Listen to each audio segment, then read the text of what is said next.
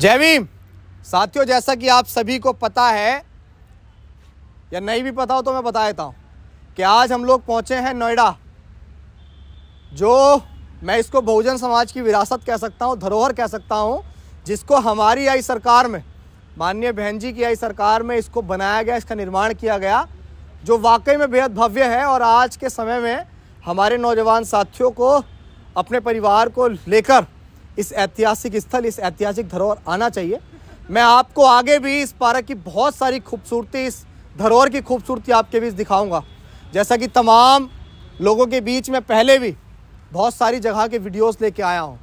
Main मकसद सिर्फ इतना होता है कि समाज के बीच हमारे समाज का जो इतिहास है वो कैसे आप तक पहुँचाया जाए। आप देखिए पीछे ये खंबे लगे हुए हैं, ये इस दलित प्रेरणा स्थल की पहचान है। पीछे महापुरुष लगे हुए हैं, जिन महापुरुषों का योगदान है बहुजन समाज की उन्नति में, जिन्होंने त्याग दिया, समर्पण के साथ बलिदान भी दिया, और उसके बाद आज SC, ST, OBC माइनॉरिटी के साथ सर्व समाज को जो तमाम अधिकार मिल पाए, जिसकी वजह से भारत के संविधान का निर्माण हो पाया। आप ये देखिए कितना भव्य पार्क बना हुआ है। मैं आगे जो दिखाने वाला हूँ ना, वो बहुत ऐतिहासिक है, क्योंकि जो महापुरुष किताबों से छुपाए गए, जो महापुरुष जिनके इतिहास को इतिहास की किताबों से छुपाया गया, इतिहास के पन्नों में उनके इतिहास को कभी दर्ज नहीं किया गया, मैं अभी ऐसे महापुरुषों के बीच पहुंचूंगा। मैं चाहूँगा कि आप आगे आ जाएं, जल्दी जल्दी मैं आपको दिखाऊंगा वो तमाम महापुरुष यहाँ हैं, जिन महापुरुषों का योगदान है। मैं प्रयास करूँगा कि अगर मैं सभी महापुरुषों के बारे में आपको बता पाऊँ तो, क्योंकि मैं भी अभी सीख ही रहा हूँ, पूरे मूवमेंट की जानकारी नहीं है। मैं नहीं कहूँगा कि मैं परिपक्व हूँ, लेकिन हाँ, कुछ हद तक जितने भी महापुरुष यहाँ लगे हुए हैं सबके बारे में आपको बताने का प्रयास करूँगा। मैं चाहूँगा कि आप तमाम लोग अपने परिवार के साथ यहाँ आएँ और अपने परिवार को ऐतिहासिक स्थल, ऐतिहासिक धरोहर अपने छोटे छोटे बच्चों को दिखाएं, क्योंकि मिट्टी को आप जिस रूप में ढालने का प्रयास करेंगे, वो मिट्टी उसी रूप में ढल के जिस रूप में आप उसे बनाना चाहते हैं वो बन जाती है। जब तक आप अपने बच्चों को अपने पुरखों का इतिहास नहीं बताएंगे, अपने पुरखों का इतिहास नहीं दिखाएंगे, वो नहीं समझ पाएगा कि हमारा इतिहास क्या है। बहुत सुंदर, बहुत भव्य जगह, बहुत तमाम लोग यहाँ वीडियोस और तमाम चीज़ें बनाने आते हैं। मेरा मकसद ये था कि मैं आपके बीच इसे पहुँचाऊँ। आगे आ जाओ। यहाँ सबसे पहले तो मैं यहाँ की सरकार की क्रूरता दिखाऊंगा कि इतना भव्य बना हुआ है, तमाम लोग यहाँ आते हैं। महापुरुषों की कोई जाति नहीं होती है, ना महापुरुषों का कोई धर्म होता है, उनका अहम काम पूरे समाज के योगदान के लिए होता है। लेकिन यहाँ आप देखिए कि जब हमारी सरकार थी, बहुजन समाज की सरकार थी, तो बहुत अच्छा चमका हुआ था। लेकिन आप देखिए क्या हाल है। क्या संत कबीर जो हैं वो किसी एक जाति या किसी एक धर्म के लिए काम करके गए? क्या संत कबीर ने इस समाज की उन्नति के लिए काम नहीं किया? ये संत कबीर हैं, जिनकी बहुत सारी वाणियाँ आप लोगों ने सुनी होंगी और किताबों पुस्तकों में आपने जानी भी होंगी, टीवीओ और यूट्यूब के माध्यम से भी सुनी होंगी। इनकी वाणियाँ कितनी फेमस हैं। आगे मैं आपको दिखाऊंगा। ये हैं तथागत बुद्ध। तथागत बुद्ध जिन्होंने इस देश में प्रेम, प्यार, भाईचारे और एकता और स्वतंत्रता और बंधुता को सुनिश्चित करने वाला धम्म बनाया, जिस धम्म को हमारे रहबर, हमारे मसीहा बाबा साहेब अम्बेडकर ने भी बाद में चुना। आप देखिए यहाँ कोई पोस्टर बैनर नहीं है, और जहाँ सफाई का भी कोई ऐसे पुख्ता इंतजामात नहीं है जो सरकार कर रही हो। मैं चाहूँगा आप ठीक तरीके से दिखाएं। आगे और भी महापुरुष ऐसे ही मैं आपको दिखाऊंगा। बहुत सारे लोग इन महापुरुष को नहीं जानते होंगे, लेकिन मैं बताऊंगा। आप बहुत सारे लोग जो है राष्ट्रपिता के नाम से किस शख्स को जानते हैं, लेकिन असल मायने में राष्ट्रपिता की भूमिका किसको जाती है, वो ये शख्स हैं जिनका नाम है ज्योतिराव फूले, जिन्होंने इस देश में शिक्षा के लिए काम किया, जिनकी धर्मपत्नी सावित्रीबाई फूले थी। इन्होंने सावित्रीबाई फूले को पढ़ा के देश की प्रथम महिला शिक्षिका बनाया। और इनके साथ ही सन 1848 में महाराष्ट्र के पुणे में इस देश में अछूतों और महिलाओं के लिए प्रथम विद्यालय खोला गया। ये योगदान इस महापुरुष का है। तो अगर हम लोग आज शिक्षा के क्षेत्र में आगे बढ़ पाए तो वो देन, वो संघर्ष ज्योतिबा फूले का था। जब सावित्रीबाई फूले पढ़ाने जाया करती थी, इनकी पत्नी, जो इनका आगे फोटो आएगा, जब वो पढ़ाने जाया करती थी तो लोग उन पर पत्थर मारते थे, गोबर फेंकते थे और कहते थे कि आपने इस क्रूरता को करने का काम क्यों किया, कि जिस समाज में महिलाओं को पशुओं से बदतर माना जाता, तुम उन्हें शिक्षित करने का काम कर रहे हो। ये बदलाव इन्होंने किए। क्या शिक्षा से ज़्यादा बदलाव कुछ हो सकता है? अगर परिवार में आर्थिक सशक्तता कोई लेके आती है तो वो शिक्षा होती है। परिवार को अगर कोई आगे बढ़ाती है तो शिक्षा होती है। पुरखों की गरीबी को अगर कोई मिटाती है तो वो शिक्षा होती है। तो जिस व्यक्ति ने शिक्षा के लिए काम किया वो शख्स ही इस देश में राष्ट्रपिता का दर्जा पा सकता है, और लोग नहीं, जिन्होंने इस देश को बांटने का काम किया। मैं आगे और महापुरुषों को आपको दिखाऊंगा। आगे जो महापुरुष मैं आपको दिखाना चाहता हूं वो ये कहते थे कि अपनी बीवी को अच्छे कपड़े कम पहनाओ या अपने बच्चों को अच्छा खाने के लिए ना भी दे पाओ घर में, लेकिन उनको बेहतर से बेहतर शिक्षा जरूर दो। आप अच्छे कपड़े पहनने में अपने पैसों को व्यर्थ मत करो, अच्छा खाने में अपने पैसों को व्यर्थ मत करो, लेकिन अपने बच्चों को पढ़ाने के लिए अच्छे से अच्छी शिक्षा देने के लिए पैसा खर्च करो, जिनका नाम है संत गाडगे जी महाराज। मैं चाहूँगा बहुजन समाज के लोग, हमारा जो यूथ है वो एम्पावर होने के लिए ऐसे महापुरुषों को पढ़े।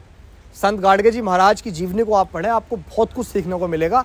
आगे अगले जो महापुरुष हैं वो ओबीसी कम्युनिटी से आते हैं बेसिकली, लेकिन इनका भी जो इतिहास है, जिनको मैं नाम बताऊंगा, पहले बहुत सारे लोग गेस भी कर सकते हैं आप इनका नाम क्या हो सकता है। आप एक बार दिखा दीजिए, मैं इनका इतिहास आपको बताता हूं। ये कोल्हापुर के राजा हैं, जिनको आप और हम और तमाम लोग शाहू जी महाराज के नाम से जानते हैं। हम छत्रपति शाहू जी महाराज, जिन्होंने अपने राज्य कोल्हापुर में दलितों के लिए सबसे पहले आरक्षण लागू किया था। अगर इस देश में आरक्षण का जनक किसी को कहा जाता है तो वो शाहू जी महाराज को कहा जाता है। अगर आरक्षण इस देश में आया तो वो शाहू जी महाराज की देन है। इन्होंने ही बाबा साहेब अम्बेडकर को विदेश पढ़ने जाने के लिए वजीफा दिया था। इन्होंने ही अपने एक दलित सेवक की चाय की दुकान पे सबसे पहले चाय पीकर उसका उद्घाटन किया था। ये वो शख्स हैं जो कोल्हापुर के राजा थे। अगला, इनका भी जब ये अपना राजा बने थे तो इनका भी राज्याभिषेक जो है एक पंडित के द्वारा नहीं किया गया था, क्योंकि ये भी ओबीसी कम्युनिटी, लेकिन असल मायने में ओबीसी कम्युनिटी सोई हुई है, उनको नहीं पता है। और ये मूवमेंट शुरुआत किया हुआ ही उनका है, ये मूवमेंट शुरुआत किया हुआ ही उनका है। अगले महापुरुष के बारे में आपको बताता हूं। जल जंगल जमीन से जितने भी जुड़े हुए लोग हैं, जो लोग धरती आबा बिरसा मुंडा, जिन्होंने इंसान होने के बाद ऐसे कर्म किए कि आज उन्हें भगवान बिरसा मुंडा के रूप में जाना जाता है, जिन्होंने जल जंगल जमीन के लिए आजीवन संघर्ष किया, जिन्होंने आदिवासियों के लिए आजीवन संघर्ष किया, जिन्होंने इस देश में होने वाली कुरीतियों के लिए आजीवन संघर्ष किया, आज हम आप तमाम लोग इनको धरती आबा बिरसा मुंडा के नाम से जानते हैं। जय भीम, जय जोहार। आगे आइए, मैं आगे दिखाता हूँ।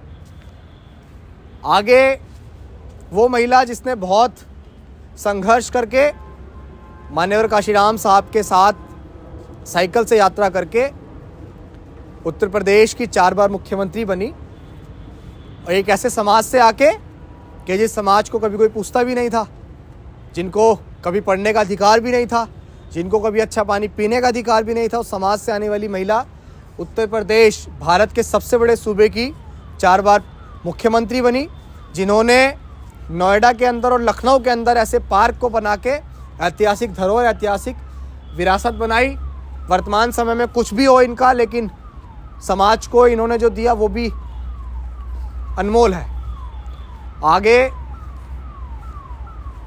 हमारे रहबर, हमारे मसीहा डॉक्टर बाबा साहेब अम्बेडकर, जिन्होंने इस देश का संविधान लिखा। इस देश के संविधान में उन्होंने अछूतों और महिलाओं, खासकर महिलाओं के लिए, क्योंकि हिंदू कोड बिल जब तक बाबा साहेब अम्बेडकर नहीं लेके आए थे, जिसकी वजह से बाबा साहेब अम्बेडकर ने अपने कानून मंत्री के पद से इस्तीफा दिया था, इसीलिए क्योंकि महिलाओं को स्कूल में शिक्षित होने का अधिकार नहीं थे, महिलाओं को घरों में बच्चों को पालने का अधिकार था, चौका बर्तन करने का अधिकार था, लेकिन महिलाओं को कभी शिक्षा के क्षेत्र में जाने का अधिकार नहीं था।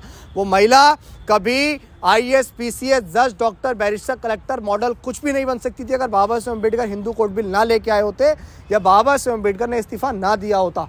ये वो शख्स हैं जिन्होंने बहुत संघर्ष किया, जिनके संघर्ष को मैं शायद अपने 10 जन्मों में भी बोल बोल कर बयां नहीं कर सकता हूँ। इनका अनमोल वो संघर्ष, जिन्होंने हमें वोट का अधिकार दिया, जिन्होंने हमें अच्छे कपड़े, अच्छा खाना, हर चीज़ करने का अधिकार दिया, वो ये बाबा साहेब अम्बेडकर, जिनको आज आप तमाम लोग विश्व रत्न के नाम से जानते हैं। लोग कहते होंगे भारत रत्न, लेकिन वो छोटा सा रत्न इनको नहीं उस तरह सम्मान दे सकता। हम तो इनको विश्व रत्न ही कहेंगे। अगले महापुरुष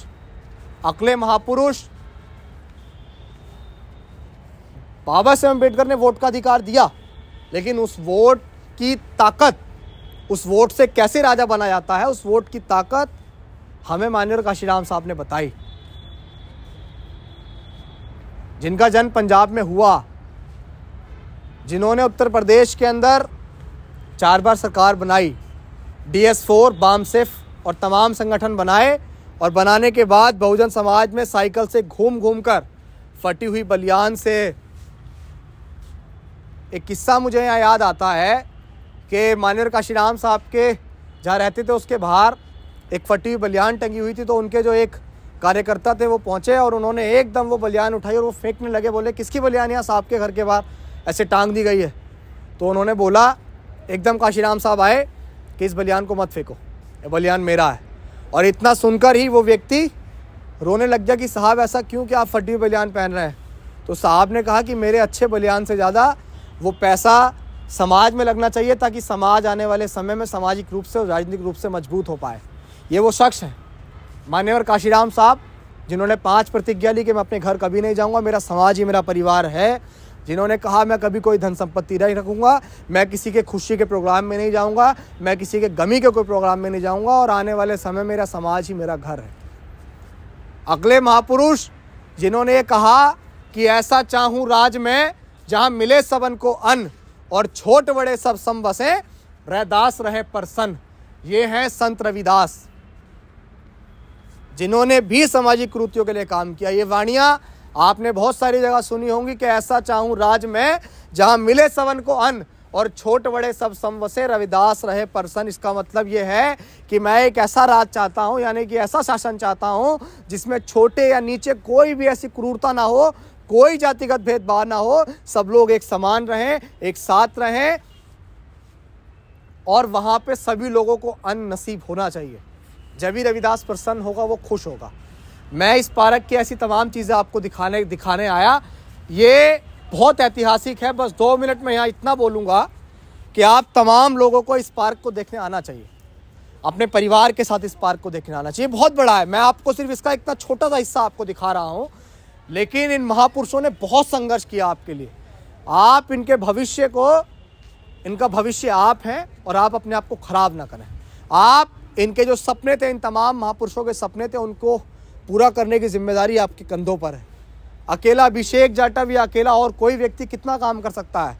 जब तक आप तमाम लोगों का सहयोग नहीं होगा तब तक कुछ नहीं होगा।